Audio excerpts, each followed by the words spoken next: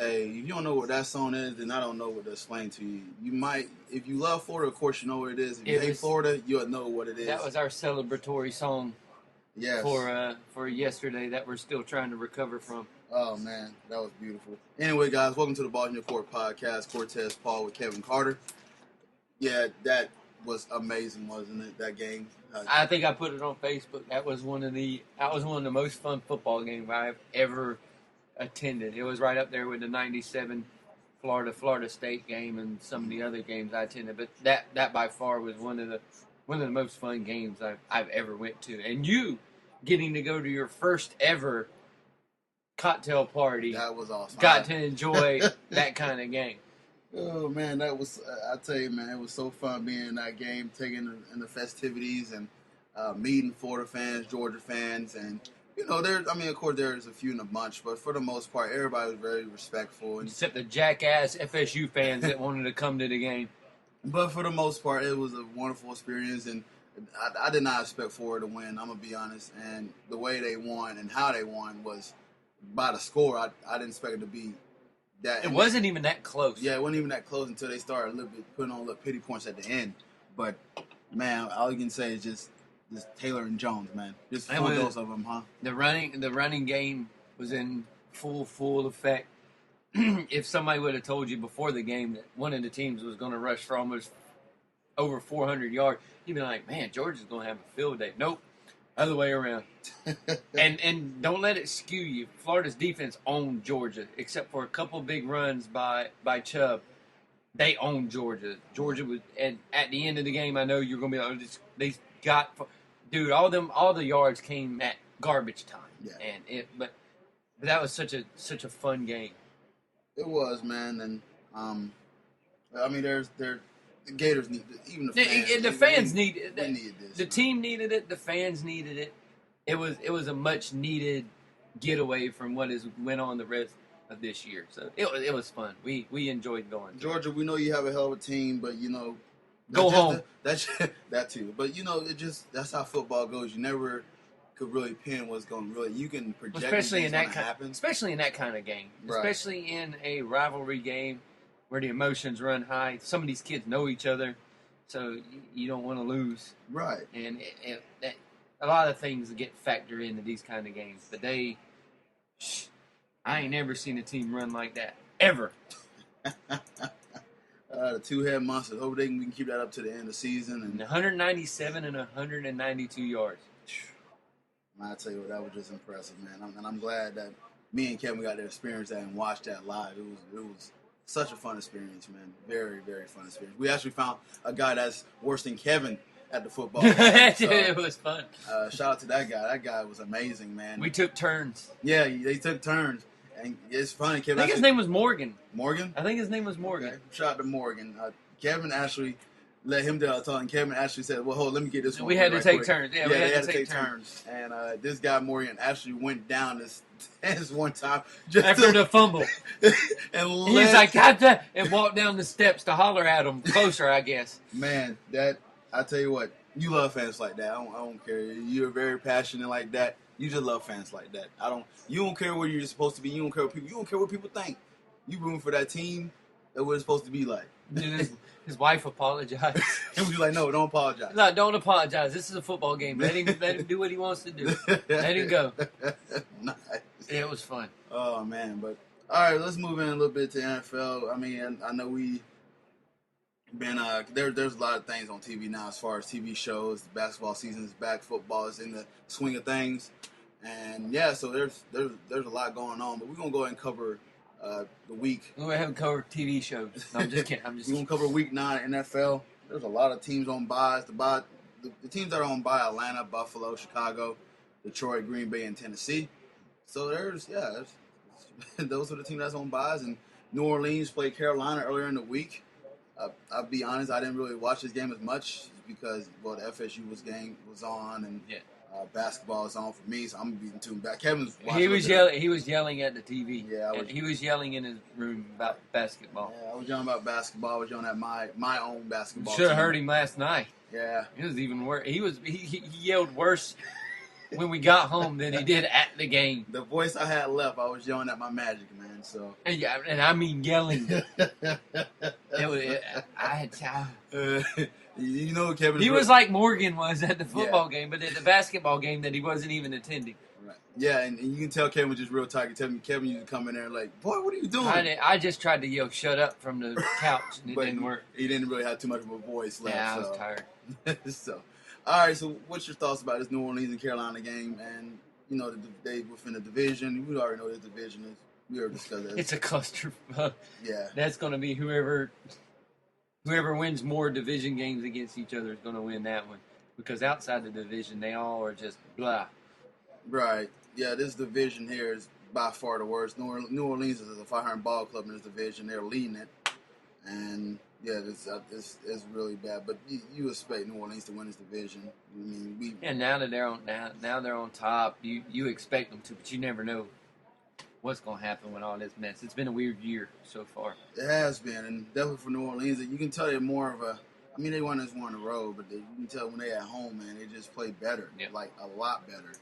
Yeah, we already know you got that home factor. They won away though. They won at Carolina last time, so they got that monkey off their back. So I'll take for this team in this division is just win their division and they're in the playoffs. So just win your games against your other dudes, and you'll be all right. Who knows? Maybe New Orleans might just make that miracle run second half part of the season, and all doubts will be gone. But we have to see. That division is really a mess, like Kevin said. So.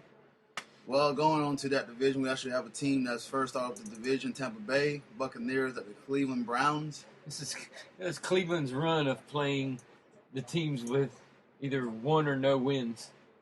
Well, one of them beat them. Yeah, I'm telling you. So because they played Jacksonville, Oakland, and now Tampa Bay in a 3-week span. You would have thought Cleveland would have came out of it 3-0. Right. Nope. I'm telling you. So you got Cleveland. In Tampa, which one you got? You can go for $17 to the game,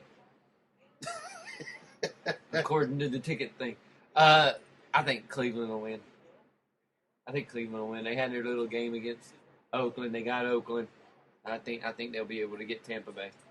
Yeah, Cleveland should be able to bounce back here. I picked Tampa last week to win, and they didn't, so I'm not doing it again. I'm telling you. Sons of bitches. It's Cleveland. Cleveland should win. I don't see a problem here. Brian Hoyer's been consistent. Their running game get ignited against the Tampa Bay defense that's in shambles. Besides McCoy, who can probably do the thing on the other side of the ball, but their defense is really they're just a mess all around, man. They're still trying to figure out all the trades they had. Yeah, they traded away people left and right. Yeah, so they're still trying to establish an identity. And right now, I got Cleveland winning. And this will probably be a 2-touchdown game. You can tell we're probably going to be dragging this morning a little bit, so just bear with us. Yeah. All right. Arizona Cardinals at the Dallas Cowboys. No Romo. No Tony Romo's playing. Yep. He's going to sit out. No Romo today. Brandon Weeden. Yeah. Expect DeMarco Murray to get the ball 437 times. Sounds very accurate. During this game. Probably. I'm going to go with Dallas winning it, even without Romo. I just think if Murray, there's an interesting stat. Murray runs the ball over 20 times. They've only lost one game. Mm-hmm. He doesn't run the ball 20 times. They lose a lot. Yeah. They only ran the ball 19 times last week. And they lost. So there you go. If they would have got a couple more runs in, they may have won. So you're basically saying just go ahead and feed the beast pretty much. Yeah. Give him over 20 carries. I got Arizona win this one. Arizona's been... they've been pretty darn good here in the division that Seattle's supposed to have been winning. I don't want Romo to play next week. That's the week I don't want to play. Yeah, that's the week you don't want to play. But Arizona, I got them winning. And as much I know people like to rag on Tony. Tony has been doing a decent job, even with DeMarco Murray being the main cog of the offense. But they were stupid to put him back in the game last week. It was stupid. There was no need for it. He shouldn't even came back on the field. You got to blame Jared for that one. Last week. I don't care who I'm blaming. You don't do it. Yeah. You don't do it. You don't put your franchise quarterback in that position, especially even if they didn't know exactly what his back injury was. Mm-hmm. He still had back surgery in the offseason. He gets hit in the back and he's complaining about his back hurt. Ding, ding, ding, ding. Don't put him back in the game. freaking retards. I agree. Josh with you. Whedon wasn't doing a bad of a job either. I almost called him Josh Whedon. Josh Whedon is the guy that directed the Avengers. Mm-hmm. Brandon Whedon is the quarterback for the Dallas Cowboys. I almost called him Josh Whedon. I almost thought he was directing the Avengers. There you go. But yeah, you should have let Whedon stay in the game. He was in a good rhythm, and feed DeMarco Murray. That's how you win ball games. But that was just stupid. They should have never let Romo back in. You definitely agree on that one. So, but hopefully Tony gets well because this team. Well, not before, after not, next. He said after next. After next. This team is having a lot of success. After, because the plane ride over to London will probably hurt Tony's back some more. So, after. You just want to rest a little bit longer. Take your time, Tony. Take your time. Yeah, take your time. Woosah. Acupuncture. Go get some Asian therapy. Something. All right. Philadelphia Eagles at the Houston Texans. Ooh. This will be a solid game here. Ooh. Philly, does Philly Ooh. still cool down, or does Philly go ahead and get back on the winning side of things here? I think Philly will win this game. There's got to be a game where LaShawn McCoy shows up. I don't know if it's going to be against Houston because That you bad got to man. contend with that dude. That dude. That dude. That dude. That's a bad man on the other side of the ball, ain't he? He's a freak. J.J. Watt, if y'all didn't know who he was talking about, y'all either have been in a cave or y'all just don't like football. J.J. Watt Is he a legitimate MVP candidate this year? it's just retarded. If Houston was better, yes. Mhm. But Houston's not as good as everyone.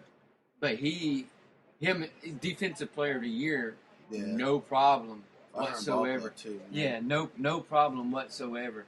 They're 4-4, yeah, but can you he's probably the reason they're 4-4. True. But if they somehow make the playoffs, he should be right up there with the MVP candidate. Yeah. He's just an amazing player and He's an a freak of nature. amazing dude too. It's a freak of nature, man. And yeah, you're right. He's just a down to earth guy too. So it's funny, man. It's a guy like him who was talking about the whole Mettenberger selfie thing, and you can tell he's all business when it comes to football. Yes, he's first off the field, but when it comes to football, he's all Which business. I didn't find the Mettenberger selfie thing that bad because that's what people his age do now. Right. Mettenberger's like what 22. About that.